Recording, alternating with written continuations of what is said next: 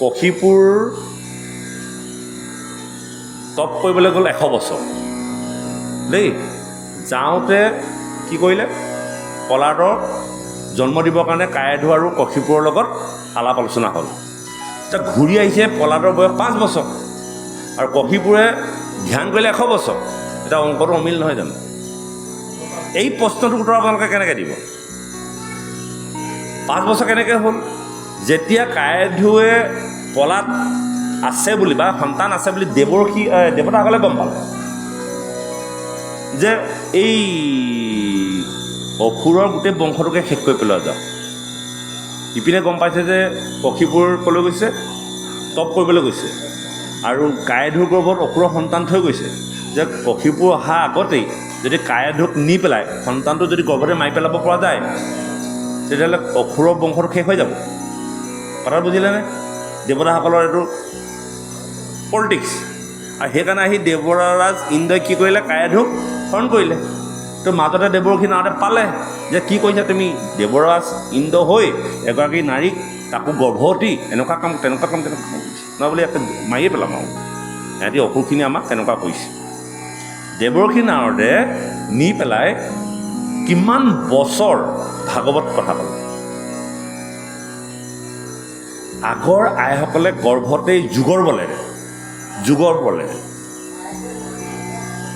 কথা কৈছেনে, যুগৰ বলে কায়াধুৱে ভক্ত প্ৰহ্লাদক কি কৰিলে, গৰ্ভতে ৰাখিলে।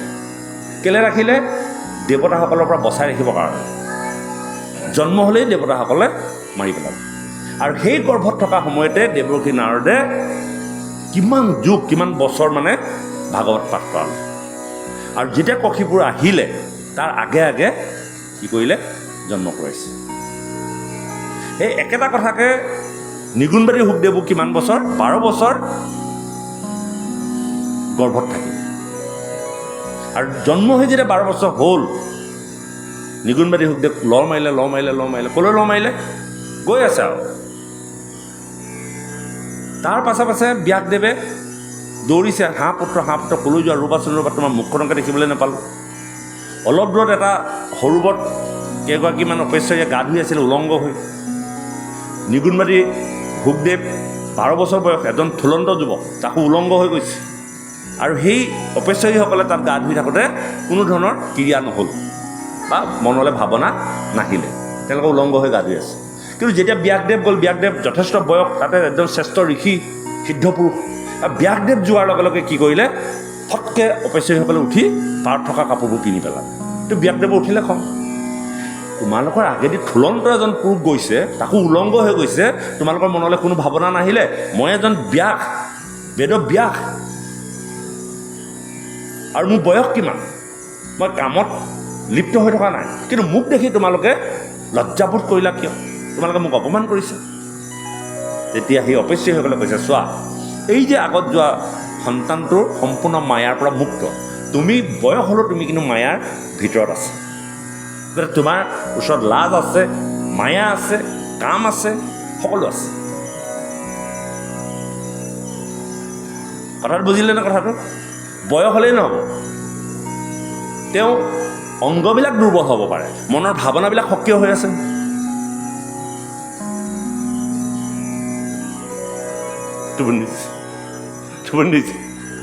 উপায় নাই, কি কৰিম, যে কি নহওক সোনকালে কৰিম বাৰু। গতিকে এতিয়া আমি কি হ'ল, ক'ৰ পৰা আহিলোঁ কথাটো, মই কি কৈ আছিলোঁ, মই কথাটো ক'ৰ পৰা আহিলে ইমানখিনি কথা। আমি আমাৰ ঘৰখনলৈ যাবলৈ আমাক কোনে এতিয়া বাধা দিছে? আমাৰ এড্ৰেছটো ক'ত হেৰালে?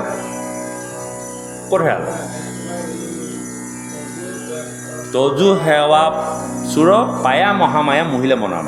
আমাক এই জগতৰ মায়াই আমাক কি কৰিলে, এতিয়া ভগৱন্তৰ ওচৰলৈ যোৱা ৰাস্তাটো পাহৰাই দিলে। না ফোন নাম্বাৰ আছে, না ঠিকনা আছে। এতিয়া আমি ঠিকনা বিচাৰি ইয়ালৈ আহিছোঁ, পাওঁ নেকি ঠিকনাতে যে ভগৱন্তৰ ওচৰলৈ যাব। এতিয়া ভাগৱত কেলৈ পঢ়িব লাগে? আমি মূল ঘৰখনলৈ যাবলৈ এড্ৰেছটো লাগে, ঠিকনাটো লাগে, আৰু সেই ঠিকনাটো ভাগৱতে দি আছে। কথাটো বুজিলে নে? কথাটো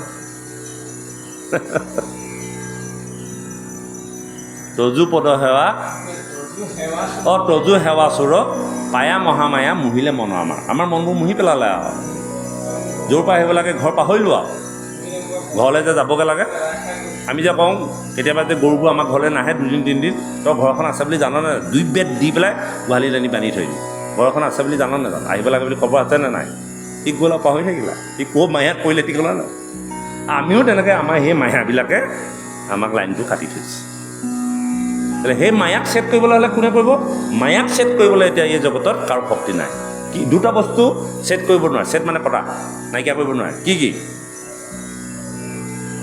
2টা বস্তু আপোনালোকে শেষ কৰিব নোৱাৰে কি কোনো জীৱই নোৱাৰে কি 2টা বস্তু নোৱাৰে কাল আৰু মায়া কালক উপেক্ষা কৰিব নোৱাৰে সময়ে ঘটাবই কালিলৈ কি হ'বলগীয়া আছে আপুনি তাৰ পৰা পৰিত্ৰাণ নাপায় মায়াই আপোনাক ক'লৈ লৈ যাব আপুনি তাৰ পৰা পৰিত্ৰাণ পাব নোৱাৰে কিন্তু এই 2টাৰ পৰা পৰিত্ৰাণ পাব পৰা এখনেই অস্ত্ৰ দিছে আমি সাধাৰণলব্ধ জীৱনত লিখিছোঁ সেই অস্ত্ৰভাগ খুব ধুনীয়াকৈ লিখিছোঁ ভক্তি 4টা সত্ৰ পঞ্চতত্ত্ব বহিবচোন কিতাপখন থৈ নিদিব চব কথাই আছে তাত গুৰুৰ ওচৰৰ পৰা এখন অস্ত্ৰ আনিছোঁ যিখন অস্ত্ৰই এই মায়া আৰু কালক কাটিব পাৰে আৰু সেই অস্ত্ৰখন ধৰাবলৈ হ'লে আমি যিখন অস্ত্ৰ আনিছোঁ সেইখন ধৰাওঁ ক'ত শিলত পানী দি আৰু গুৰুৰ ওচৰৰ পৰা যিখন অস্ত্ৰ লৈ আনিছে এই 2টা বস্তু কাটিবৰ কাৰণে সেইটো ক'ত ধৰাব লাগিব তেতিয়া চোকা হৈ থাকিব খুব ধুনীয়াকৈ লাগিছে পঢ়ক কিতাপখন পঢ়ক আপোনালোকে বেছি নহয় 216 পৃষ্ঠা 3বাৰমানকৈ পঢ়ক চাব আপোনালোকৰ বহুতখিনি কথাই থৈ নিদিব আমাৰ কিতাপ পঢ়া অভ্যাস অকণমান পঢ়ক বহুত নহয় পঢ়ক চব কথাই আছে আপোনালোকে তাত আঁতিগুৰি মাৰি আছে একদম ধুনীয়াকৈ দিছোঁ মানুহে কিয় ছুইচাইড কৰে মইনো কেনেকৈ জানিছোঁ কিয় কৰে এইটো উপনিষদত লিখা আছে বেদৰ অন্তৰ্ভাগ কি বেদান্ত আৰু বেদান্তৰটো ওপৰত কি উপনিষদে ধেনু ধৰি খায় ইমান চোকা উপনিষদৰ মন্ত্ৰবিলাক গতিকে কাল আৰু মায়াক ছেদন কৰিবৰ কাৰণে এখনেই আমাৰ অস্ত্ৰ আছে সেয়া হ'ল ঈশ্বৰৰ নাম ঈশ্বৰৰ ওচৰত শৰণাপন্ন ঈশ্বৰৰ ওচৰত যদি আপুনি শৰণাপন্ন হৈ থাকে তেতিয়াহ'লে আপোনাৰ কি আছে ভকতৰ ভয় হৰণ কৰে আৰু ভকতৰ ভয় ক'ত কাল আৰু মায়াৰ কাৰণে ভয় আৰু কালৰ কাৰণে ভয় গতিকে এনেধৰণে কথাবিলাক আমাক আগবঢ়াই লৈ গৈছে কথাবোৰ আমাৰ হাততে থাকে ঔষধ পালি আমাৰ হাততে থাকে খালি আমি বিচাৰি ল'ব নাজানো তত্ত্ববিলাক আপোনালোকে চব জানে কিন্তু কোনটো ঔষধত আৰু কোনটো বেমাৰত কোনটো ঔষধ খাব লাগে সেই ঔষধটো আপোনালোকে মিলাই ল'ব জনা নাই আৰু সুধিলে নোৱাৰে বোলে জ্বৰ হৈছে নেকি কি খাব তেতিয়া আপুনি সেই কি বোলে ফুৰালক খালে নহ'ব নহয় লেট্ৰিন কৰাটো পেৰাচিটামলে খাব ঠিক এই কথাবিলাক আমি জানো বা আপোনালোকেও জানে বা ভাগৱতেও কৈ আছে খালি এই সুধিলে কৈ দিব নোৱাৰিলে এই কথাটোৰ লগত অংকবোৰ মিল নাই তাৰমানে গতিকে আপোনালোকে মিলাবলৈ যত্ন কৰিব ভাল লাগিব তেতিয়া আনটো একো নাই যে ভক্তিৰ কথাবিলাক জানি নামে পঢ়িলোঁ ঘৰত নাম জানি পেলাই ভগৱন্তৰ চৰণত শৰণাপন্ন নাম জানি লোৱা সেইবোৰে নাম যে কি নহওক ইয়াৰ পাছত আমাক কৈছে একক আশ্ৰয় কৰি ঈশ্বৰক পাই আৱেত আৰু ঐশ্বৰ্যক কহোঁ বুজায় আৰু সেই সম্পত্তিখিনি কেনেকৈনো একক আশ্ৰয় কৰিলে ঈশ্বৰক পায় সেই ঐশ্বৰ্য মানে সম্পত্তি সেই সম্পত্তিবিলাকৰ কথা কওঁ সেই ভক্তি মাতৃ সেই মা তুমি শুনা আমাকে কৈছে আমি দেৱহতী আয়ে যিবোৰ প্ৰশ্ন কৰিছে সেইবোৰ আমাৰ প্ৰশ্ন দেৱহতী আয়ে যিবোৰ বুজি পোৱা নাই সেইবোৰ আমি বুজি পোৱা নাই আৰু আমাক বুজাবৰ কাৰণে দেৱহতী আইক আশ্ৰয় কৰি আপোনাসৱক বা আমাক এই কথাবিলাক কৈছে কওঁচোন আমি বুজি পাওঁ এতিয়া কথাবিলাক কি কৈছে হে ৰাম জাক ভয়ে বায়ু বহে সূৰ্য প্ৰকাশ হয় ইন্দ্ৰে জাক ভয়ে মেঘ দ্বাৰে বৰিষয় নক্ষত্ৰ প্ৰকাশে কালে কালে প্ৰকাশ হয় জাত ভয় হুইয়া ফল পুষ্পক ধৰয় জাত ভয় হুইয়া ফল পুষ্পক ধৰয় নদী বহে সমুদ্ৰয়ো পাৰ নলংঘয় অগ্নি দহে ভূমি হমে গিৰি নিমজয় আকাশে বায়ু কপথ দেই জাক ভয় ব্ৰহ্মা আদি জাক ভয়ে জগত সজয় সেহি প্ৰভু পিতৃদ্বাৰে জগত সজন্ত এ ৰাম আকাশে বায়ু কপথ দেই যাক ভয় ব্ৰহ্মা আদি যাক ভয়ে জগত সজয় সেই প্ৰভু পিতৃদ্বাৰে জগত সজন্ত মৃত্যুৰূপ হুইয়া জগত সংহাৰন্ত। আমি ঈশ্বৰক কেলৈ ভজিব লাগে? যিজনৰ ভয়ত আকাশত বায়ু বলিবৰ কাৰণে আকাশে বাদ দি দিয়ে, নদীবিলাক ববৰ কাৰণে পৃথিৱীয়ে বাদ দি দিছে, ব্ৰহ্মাই ভয় কৰি সমস্ত জীৱ জগত সৃষ্টি কৰি আছে। সূৰ্য ৰাতিপুৱা ওলাবই লাগিব, কাইলৈ যদি সূৰ্য ওলোৱাত দেৰি হয় ন, ভগৱন্তে সূৰ্যক দণ্ড দি দিব। মই তোমাক ইমান সময়ত সূৰ্য উদয় হ'বলৈ কৈছোঁ, তুমি কিয় হোৱা? সাগৰবিলাক কৈছে যে চাবা তোমালোকে একদম ইপাৰ সিপাৰ হোৱালৈকে তোমালোকে সাগৰৰ পানী ভৰপূৰ হৈ থাকিব লাগিব, বতাহ বলিবই লাগিব। যদি আজি বতাহ নবলে, যদি বায়ু নাথাকে, আমি সকলো জীৱ মৰি যাম। হয়নে বাৰু কথাটো? যেনেকৈ সন্তানটোক আইগৰাকীয়ে যদি ৩-৪ দিন গাখীৰ নিদিয়ে, একো নোখোৱা, সন্তানটোৰ অৱস্থা বেয়া নহ'ব জানো? আৰু যদি নিদিয়ে তেতিয়াহ'লে আইগৰাকীক সমাজে হওক, নিজৰ স্বামীজনে হওক পিটনো দি দিব পাৰে। আৰু আইগৰাকীয়ে সমাজৰ আৰু তেওঁ মায়া থকাৰ কাৰণে, ভয় থকাৰ কাৰণে তেওঁ সময়মতে কামবোৰ যেনেকৈ কৰি থাকে, ঠিক তেনেকৈ ভগৱন্তলৈ ভয় কৰি সমস্ত জগত ব্যৱস্থাটোৱে সকলো কাম নিয়াৰিকৈ কৰি আছে। এতিয়া ব্ৰহ্মাণ্ড কেইখন? 2খন, 3খন। ব্ৰহ্মাণ্ড 3খন পাইছেনে? ঈশ্বৰে যিখন ব্ৰহ্মাণ্ড সৃষ্টি কৰিলে সেইখন একদম শুদ্ধ, আৰু ব্ৰহ্মাদেৱে যিখন ব্ৰহ্মাণ্ড সৃষ্টি কৰিলে আধা শুদ্ধ আধা ভুল। আৰু আমি এখন ব্ৰহ্মাণ্ড সৃষ্টি কৰিছোঁ নহয়, গোটেইখনেই ভুল। 3খন ব্ৰহ্মাণ্ড। ভগৱন্তই যিখন ব্ৰহ্মাণ্ড সৃষ্টি কৰিছে তাত পূবফালেই সূৰ্য উদয় হৈছে, পশ্চিমফালেই মাৰ যায়, পূবৰ পৰা পশ্চিমলৈকে নদী বৈ আছে, পৰ্বত পাহাৰ য'ত যেনেকৈ আছে তেনেকৈ আছে, গছ বিৰিখ পশু পক্ষী জীৱ জন্তু সকলোৱে নিৰ্দিষ্টমতে কাৰ্য কৰি আছে, যিখন ভগৱন্তই ব্ৰহ্মাণ্ড সৃষ্টি কৰিছে, এইখন যিখন ব্ৰহ্মাণ্ড। আৰু এই ব্ৰহ্মাণ্ডখনত ব্ৰহ্মাদেৱে সৃষ্টি কৰোঁতে কিছুমান গণ্ডগোল লগাইছে। কাৰোবাৰ মূৰটো ডাঙৰ কৰিছে, কাৰোবাৰ মূৰটো সৰু কৰিছে, কাৰোবাৰ বগা কৰিছে, কাৰোবাৰ ক'লা কৰিছে। এইবোৰতো ব্ৰহ্মাদেৱে কৰিব নালাগিছিলে, যাক লৈ আমাৰ এতিয়া জাত পাতৰ ব্যৱস্থা আহিলে। এই ব্ৰহ্মাদেৱে আমাক সৃষ্টি কৰা নাই নে বাপ? সেই আধা ভুল আধা শুদ্ধ। আকৌ আমাকো এখন ব্ৰহ্মাণ্ড সৃষ্টি কৰিবলৈ দিলে, সেইখনটো আৰু ভুল, য'ত মানে কোনো কাৰণতে শুদ্ধ বোলা বস্তুটোৱেই নাই, কেৱল অন্যায় অনীতি, তই থাক মই যাওঁ, মই কেনেকৈ খাব পাৰোঁ সেইটো। আপুনি মই এখন ব্ৰহ্মাণ্ড সৃষ্টি কৰিছোঁ নহয়, নহ'লে আপোনাৰ ঘৰত ইমান সতী সন্তান কেনেকৈ জন্ম? 3খন ব্ৰহ্মাণ্ড। গতিকে ভগৱন্ত পুৰুষে ব্ৰহ্মাণ্ডখন সৃষ্টি কৰোঁতে ব্ৰহ্মাণ্ডৰ প্ৰত্যেকটো বস্তুৱে ভগৱন্তক ভয় কৰি পেলাই নিত্য নৈমিত্তিক কৰ্মবিলাক কৰি আছে। আৰু আপুনি মই সৃষ্টি কৰা ব্ৰহ্মাণ্ডখনত আমাৰ সন্তানে আমাক নুশুনে কথা। এইফালে যাবলৈ কওঁ, নেযাবি বুলি কওঁ, সেইফালেহে যায়। এইটো নকৰিবি বুলি কওঁ, সেইটোৱে কৰে। আৰু ভগৱন্তই যিখন কৰিছে সেইখন নকৰকচোন চাওঁ। আপুনি নৈখন ভেটি চাওক পাৰে যদি, পাৰিব? সূৰ্যটো ঢাকি চাওকচোন, বোলে মই আজি সূৰ্য ঢাকি থ'ম, কৰি চাওক পাৰে যদি, নোৱাৰে। গতিকে এই কথাটো কৈছে, নদী বহে সমুদ্ৰয়ো পাৰ নলং হয়, অগ্নিদহে ভূমি হমে গিৰি নিমজয়, আকাশে বায়ুক পথ দেই যাক ভয়, ব্ৰহ্মা দি যাক ভয়ে জগত সজয়, সেই প্ৰভু পিতৃদ্বাৰে জগত সজন্ত মৃত্যুৰূপ হুইয়া জগতক সংহাৰন্ত। সেইজন ঈশ্বৰে ইমান ধুনীয়াকৈ সকলোকে সৰ্জন কৰাৰ পাছত কেতিয়াবা ভগৱন্তই আকৌ এটা কালৰূপ ধৰে, আৰু কালৰূপ ধৰি সকলোকে মৃত্যু দি দিয়ে, সংহাৰ কৰি পেলাই, মাৰি পেলাই বোলে ভগৱানে বিচাৰ কৰিলে দেই, লৈ গ'ল, বৰ অটপালি হৈছে। এটা সময়ত তেওঁ এনেকুৱাকৈ খং হয়, আৰু সেই সময়ত যেতিয়া খং হয় তেতিয়া কিন্তু সমস্ত সংহাৰ কৰি পেলায়। কেনেকৈ কৰিলে সেইটো প্ৰমাণ দেখুৱাইছে নেকি আমাক? যেতিয়া বসুমতী আয়ে ভগৱন্তই সৃষ্টি কৰা ব্ৰহ্মাণ্ডখনত দুষ্ট দগবাজৰ অত্যাচাৰ উৎপীড়ন বেছি হ'ল, তেতিয়া বসুমতীয়ে কান্দিবলৈ ধৰিলে।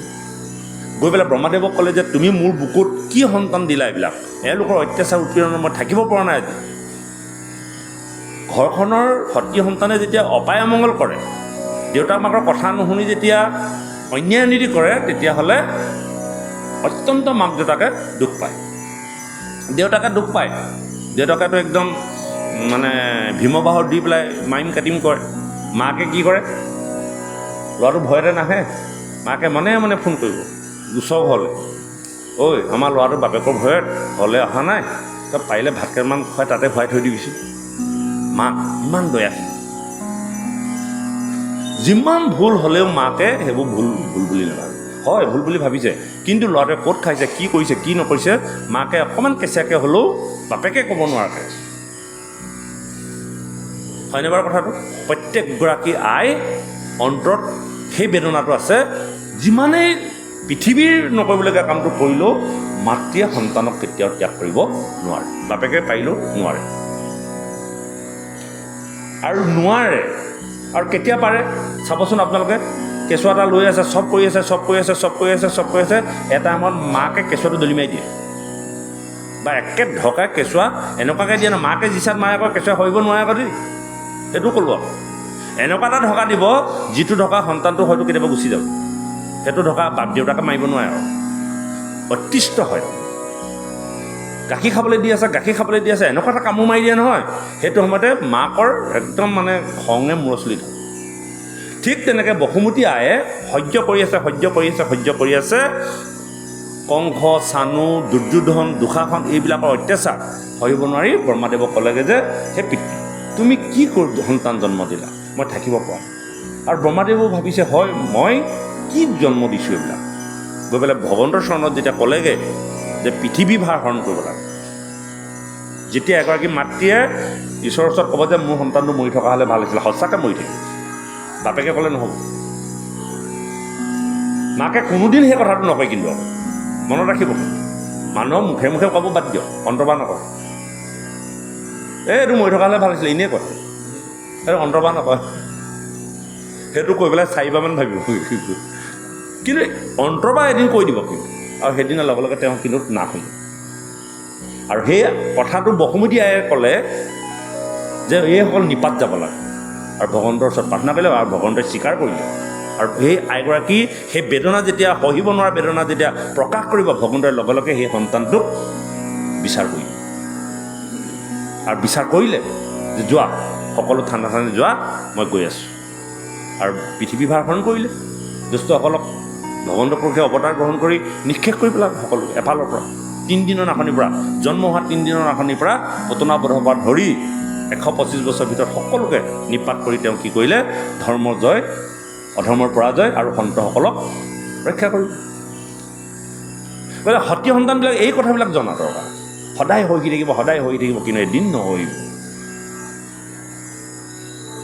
হয়নে বাৰু কথাটো? ঠিক তেনেকৈ ভগৱন্তই কি কৰে, সকলো জীৱ প্ৰতিপালন কৰাৰ পাছতো এদিন কিন্তু তেওঁ সংঘাৰ ৰূপ ধৰি মৃত্যুদণ্ড দিয়ে। এইটোকে ক'লে যে সেহি প্ৰভু পিতৃদ্বাৰে জগতৰ স্বজন্ত, পিতৃদ্বাৰা মানে পিতৃৰূপ ধাৰণ কৰি, তমেব মাতা চ পিতা তমেব বন্ধু চ সখা তমেব বিদ্ৰা দ্ৰবিণম তমেব সৰ্বম মম দেৱ। এইবোৰ গাই থাকিবচোন আপোনালোকে, এনেই গাই থাকিব। কিমান এইটো গীতাৰ মন্ত্ৰ, গীতাৰ শেষত কৈছে, গীতাৰ শেষত আছে। আৰু আৰণ্যক উপনিষদৰ মন্ত্ৰটো এইটো হ'ল ওম অচ্যতু মা সৎগময়ং তমস্সু মা জ্যোতিগময়ং মিত্র মা মৃতংগময়ং ওম শান্তি শান্তি শান্তিহি। এইটো আৰণ্যক উপনিষদৰ প্ৰথম মন্ত্ৰ।